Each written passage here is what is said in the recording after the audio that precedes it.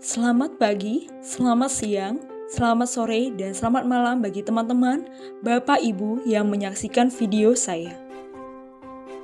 Perkenalkan, nama saya Maria Olga Agustin dari Latsar Batch 49 Instansi Bapenda Provinsi Kalimantan Timur.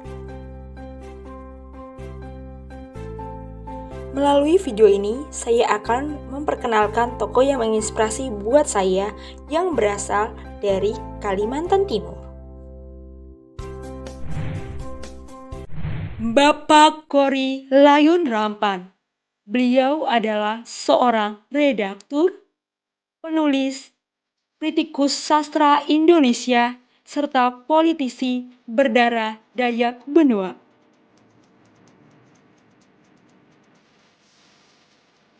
Jika sobat pernah mendengar buku sastrawan angkatan 2000 terbitan Gramedia Pustaka Utama yang memuat lebih dari 100 sastrawan terdiri dari penyair, cerpenis, novelis, esais, dan kritikus sastra, maka Bapak Korin Layun Rampanlah pencetus penyusun buku tersebut.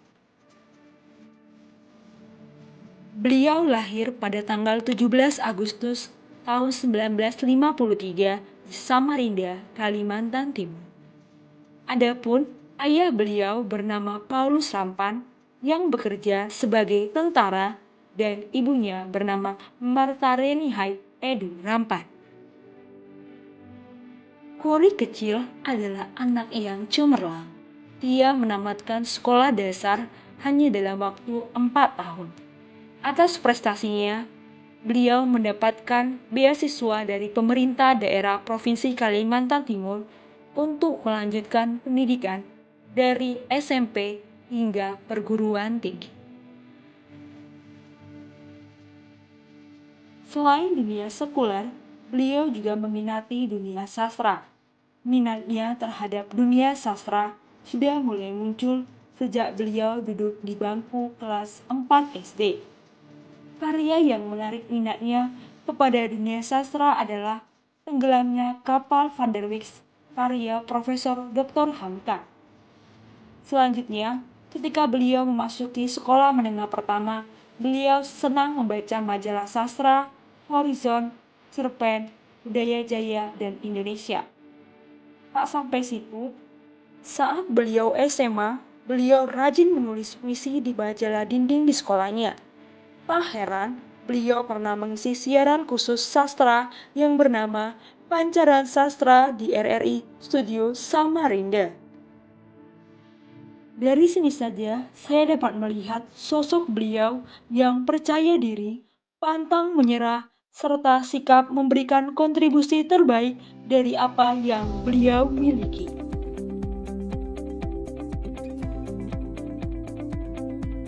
Selanjutnya, beliau kuliah di Akademi Ilmu Keuangan dan Perbankan Yogyakarta. Sambil kuliah, beliau tak lupa aktif dalam kegiatan sastra. Ia bergabung dalam Persada Studi Club, sebuah klub sastra yang diasuh oleh penyair Umbu Landuk Paranggi.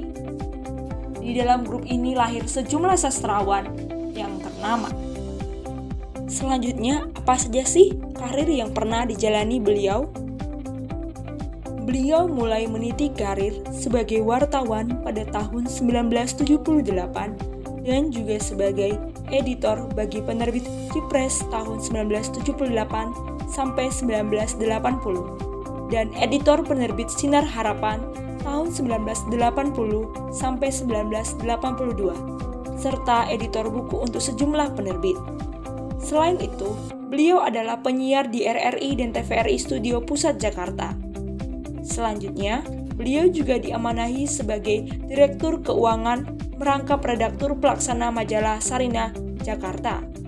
Dan di bulan Maret 2001, beliau diamanahi sebagai pemimpin umum atau pemimpin redaksi koran Sendawar Pos yang terbit di Barong Tongkok, Kabupaten Kutai Barat, Kalimantan Timur. Dan pada periode 2004 sampai 2009, beliau terpilih sebagai anggota Dewan Perwakilan Rakyat Daerah Kutai Barat.